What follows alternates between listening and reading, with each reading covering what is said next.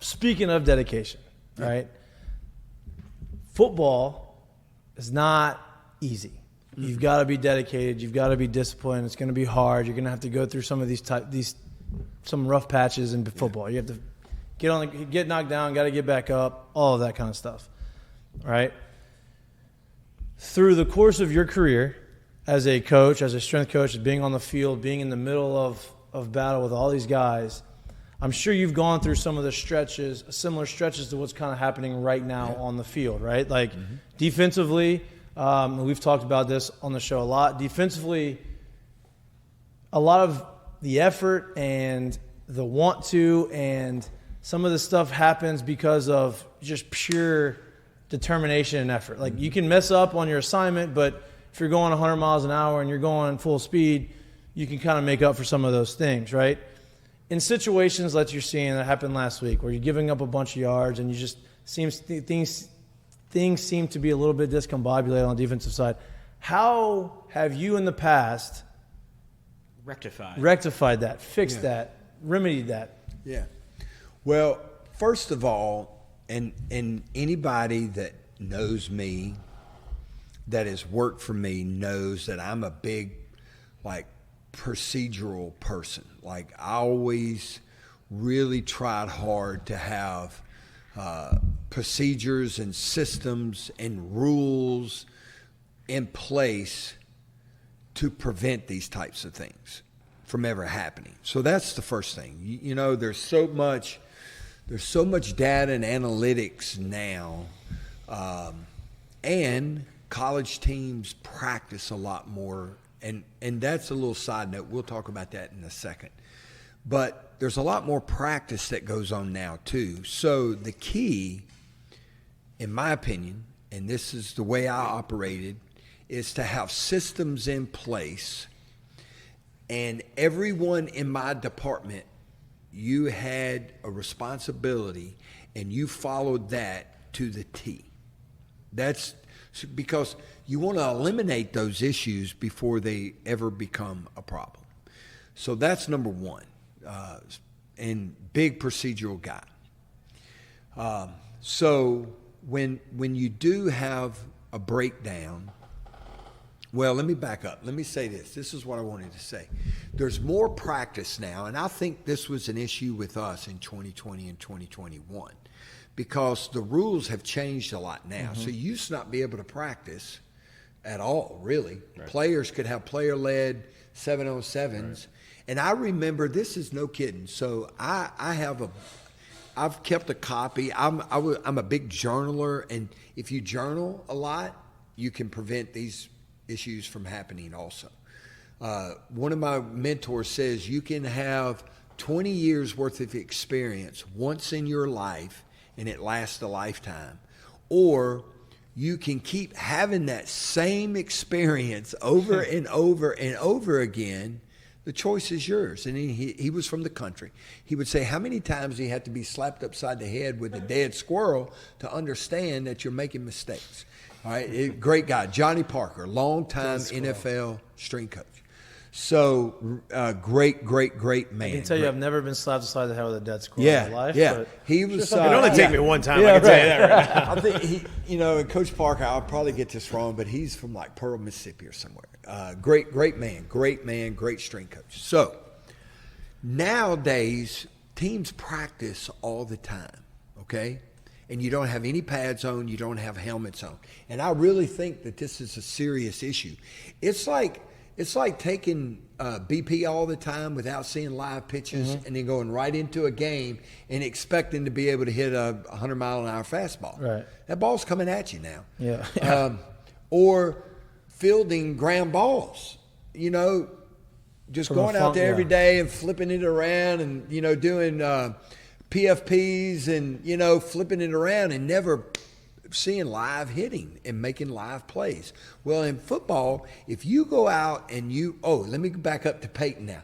Peyton Manning, I looked at a lot of the stuff that we did at Tennessee. We'd have 4 or 5 receivers and maybe 2 DBs come to practice. And, that offense was near perfect, okay? Flawless. And then when you played, We didn't practice, we did 7-on-7. Right.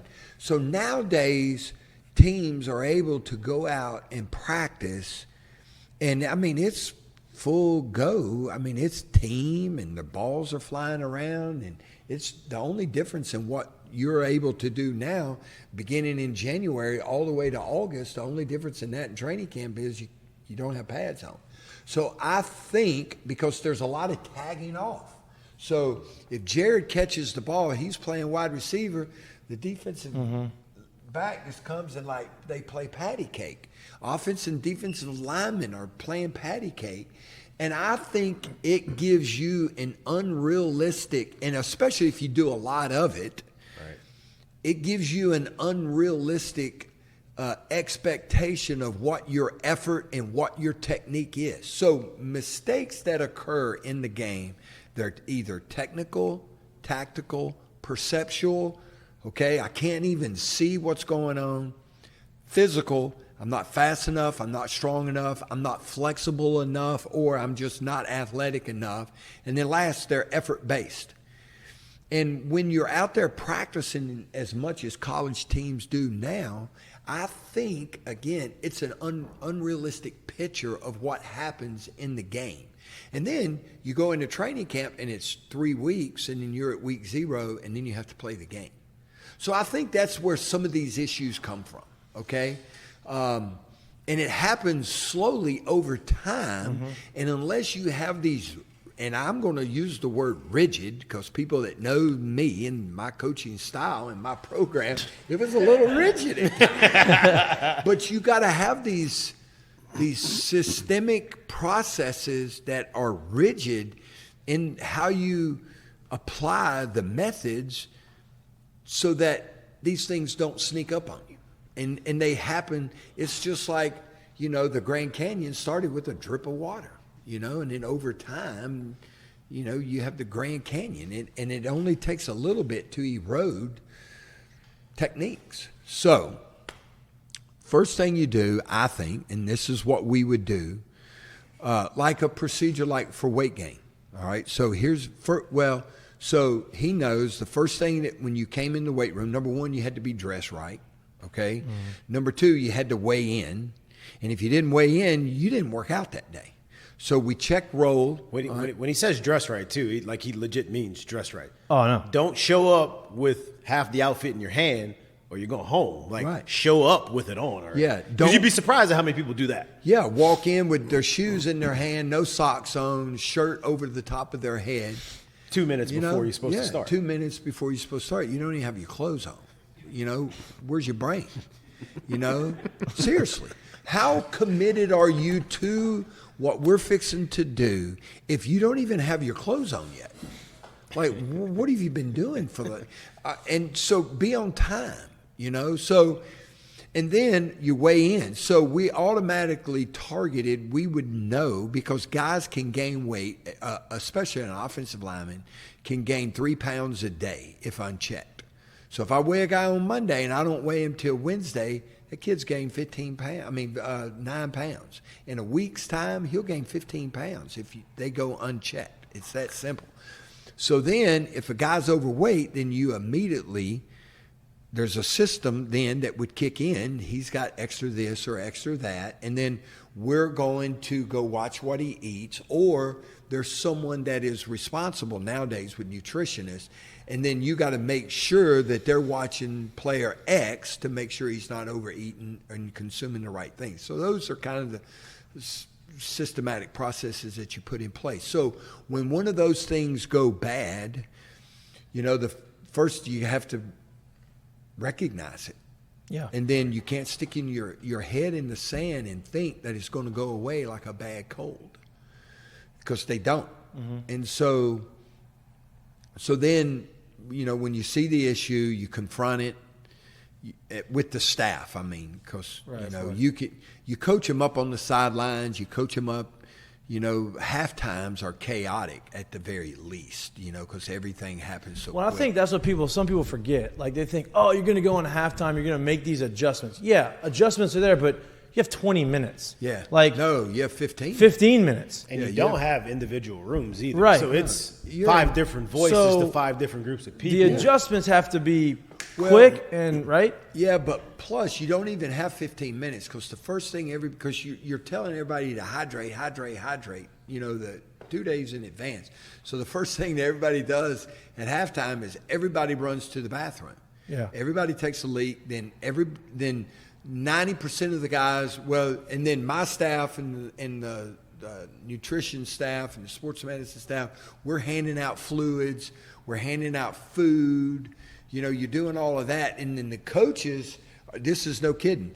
The coaches, you have the offensive staff in one end of the shower and you have the defensive staff in the other end of the shower. Some of these places like at Vanderbilt, the Vanderbilt locker room. Oh, they're working on it. Yeah, the Vanderbilt locker room is like this big. Yeah. And so you got coaches in this little nook and they've got a marker board and they're going over it, and then the head coach comes because the head coach has got notes that he's looking at. And then he'll go in the defensive room, and then he'll go in the offensive room, and then those coaches run out. Mm-hmm. All right, and so all this is going on. So the coach might get 5 minutes with those guys.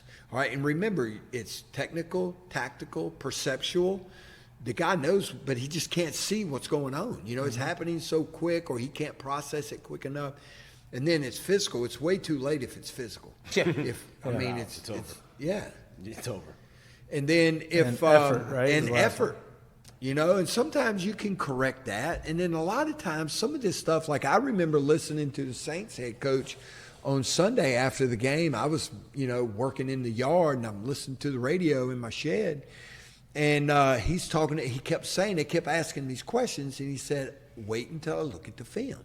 I want to look at the film because a lot of times, if you're not getting the right information down from the press box, when you go in there at halftime, that's some analyst, some 23-year-old guy or some guy that's telling you what he's seeing. And then you get and look at the film, it's not even what you thought you were seeing. Right? Yeah. So it's chaotic, to say the least.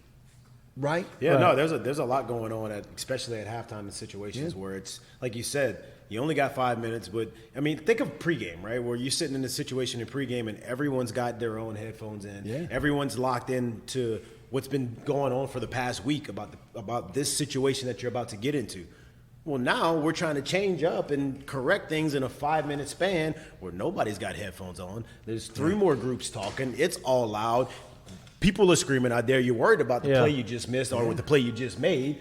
There's a lot going on. Yep. And then I'm screaming times because I had the countdown clock. So, and then at 5 minutes, it's captains up and captains are out and the coach calls the team up, the head coach. He gives a few words of advice and tries to get them going. And then you're out there again and it happens like that. Well, and so you speak about procedures, man. And I've always been very, very, very interested in this situation, right? Like, this is a forever changing world, especially sports nowadays, right? And going back to the first procedure you spoke of about how to, in certain ways, like basically discipline players and kids and turn them in from kids when they show up to young men to grown men, right? Well, that takes a lot of preparation. It takes a lot of understanding how to be accountable. Well, a lot of today's culture doesn't make you have to be accountable. Right. Honestly, for anything. Correct. Now, here's another thing. So during the off season, you have 8 hours out of every week to work with the team. Y'all had it in baseball. We had it in football. So when you're practicing 4 hours a week, they're with the coaches that recruited them and the coaches that are coaching them at their position, and they're not in the weight room where that development takes place. Right. Where the discipline and toe the line and put your toes behind the line, hands behind the line, take the earrings out, all of that type of stuff. So, because believe it or not, football coaches, they make rules, but they're not good at enforcing those rules, and they pass it down to other people in the academic department, in the training room. Understandably, because they're trying to teach you X and O's. Exactly. And they're recruiting. Right. So there's a lot going on in that. So you are correct. So when the problem is exposed, when the issue is exposed, you got to collect the evidence, okay, through countless hours of film study. You got to look at the data, all right, and make sure that it's all aligned with your beliefs. You got to make sure that you're not jumping to conclusions because of the 5 different reasons, technical, tactical, perceptual. You may just be asking a guy to do something he's cognitively unable to do. Yeah. He just can't do that. So you got to simplify that sometimes. You put all this together, and this all has to take place Saturday night, Sunday, and Monday. Okay, Right. so Right. you've got less than 72 hours to get all this done. And then you hopefully present that to an expert. Okay? A guy like Coach Pete Jenkins. Right. You know, you call up your mentor. That was going to be my next question. Yeah. You call up your mentor, you send him. That's what I do for college coaches and high school coaches in addition to the Moffitt method. I do this all the time. They send it to me. I look through it and give my opinion on what I think the problem is. And then you have to mount a unified front as a staff. There can only be one voice. And that's where things in situations and times like this, that's where it goes south. Kind of like Because- 2020, 2021 a little bit. Yeah, maybe. in whatever year. I mean, usually, I'm just going, yeah. Yeah, usually it goes south because there's not a unified front. Yep. Right. You have this coach who's upset because coach doesn't like what he's doing. You have this coach over here who thinks that guy's not a good coach. And, you know, you have all these personalities involved. And instead of there being one voice, it's fractured. Yeah. And it's got to be a unified front. And so then once you've got that unified front, you know, you've double, triple checked all the data, then on Monday afternoon or Monday morning, whenever you practice for the first time, you present the data to the team. You say, here's our problem. And you show them through the data. You put film up there, you show them where it's at. And then you present the solution. And then it's the coach's response, and that's in the team meeting. Right. And then it's the coach's responsibility when you break out, and it could just be one position or it's systemic throughout the entire team. And there's different situations, you know. Obviously, the LSU offense is doing well. So it's not, I don't think, a systemic problem, and it could be based on one position or 2 positions or whatever the case may be. So then the assistant coaches go to their position groups, and they're selling it. And if you have an assistant coach going in there and he's smacking his lips, you're fractured. Yeah. And it's going down. Yep. Because the players can see that. They feed you off better of that believe it. negativity. All right. So in today's world, the players are better at reading body language and reading the coach. Yep. You know when you walk in, y'all have been in athletics enough, you know when your manager or your coach or the hitting coach or the pitching coach, whoever you're working with on a daily basis, you know when your position coach is not dialed in. You can tell by his body language and how he talks. Yeah. No doubt. So in your experiences, right, you've gone through this. I'm sure you've been through these situations. Yeah. Mid-season. This is going on mid-season. We had this idea of what we were going to be as a team preseason. First game happens. All right, not really what we anticipated. We're going to go make some adjustments the next couple weeks. Next couple weeks, you play a little bit better. Competition's not as great as the first game. Then all of a sudden, you go and you play a team that has some weaknesses that you felt like you had a strength, which is the defensive line, their offensive line not good, your defensive line good. You feel like, we're going to be able to exploit that. And in reality, it does not happen. And you give up 700-plus yards of offense. You get 55 points. You lose a game that you probably felt like you probably should have won. Right? That's game 5. Mid-season, it's hard to go through the whole thing, right? So how do you fix it, but how do you mend it, manage it? Again, that's why you got to have a unified front. Yeah. And so I was talking to somebody today, if you're going to turn a team around mid-season, That's probably the better all right, question. yeah, there's 3 things, all right, you got to look at. Number one, and you got to say to yourself and to the staff, in order for us to turn this team around, we have to start doing this.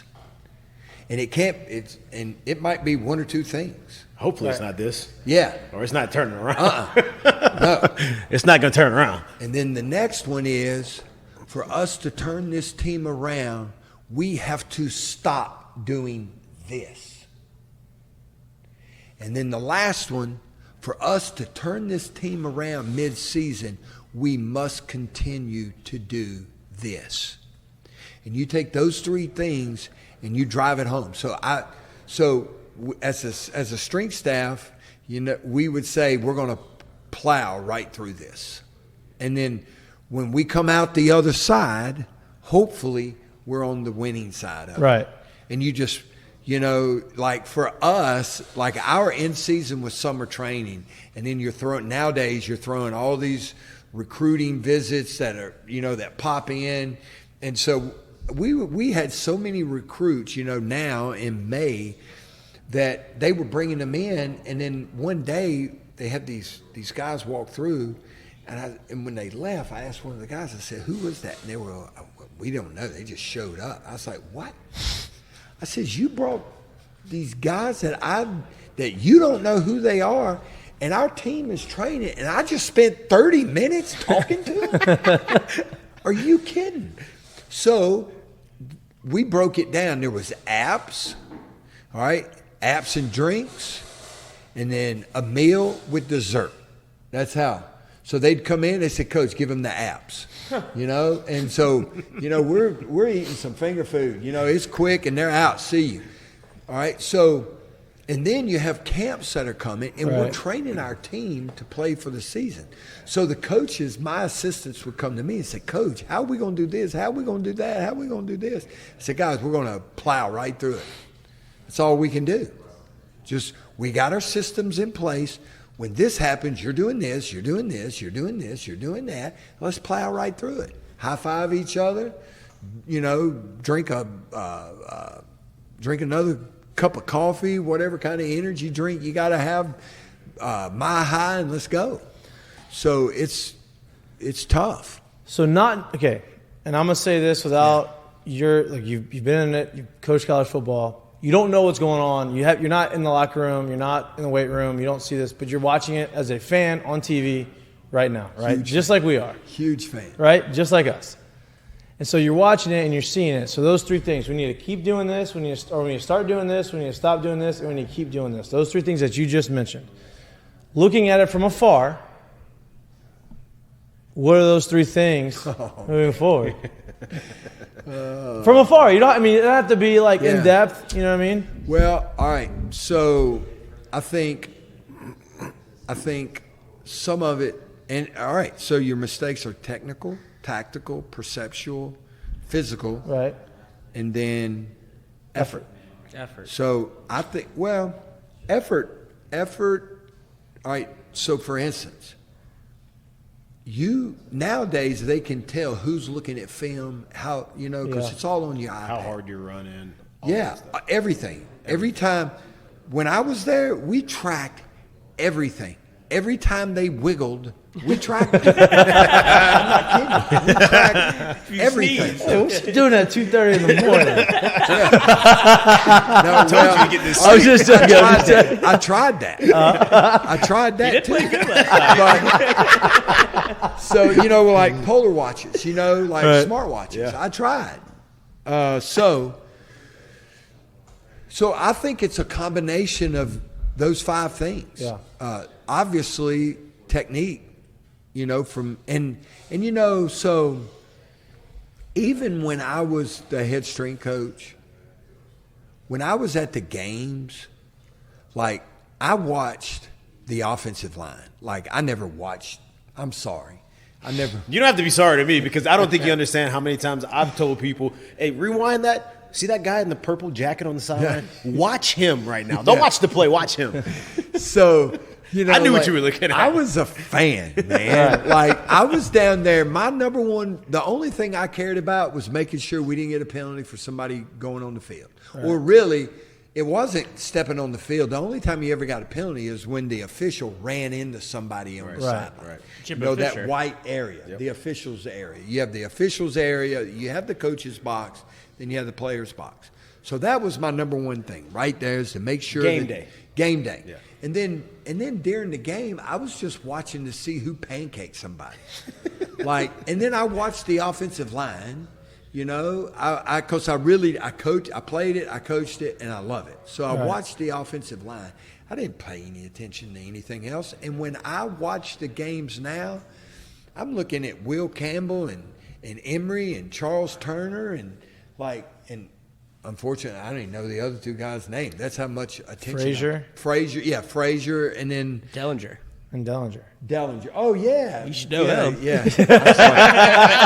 Sorry. Good dude. Good dude. Elder statesman. But, the first game, watching Charles, because Charles plays the game a lot like I played the game.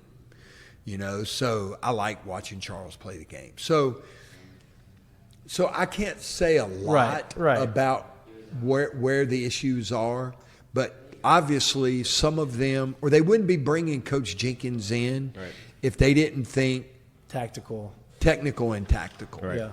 You know, and I've heard people complain about the defensive line being too far off the ball. I've heard, that Harold's not in the right position, and all this stuff. And, a lot of those people have no clue about what's going on in the game. Frankly, have zero clue what's going on. Yeah. I mean,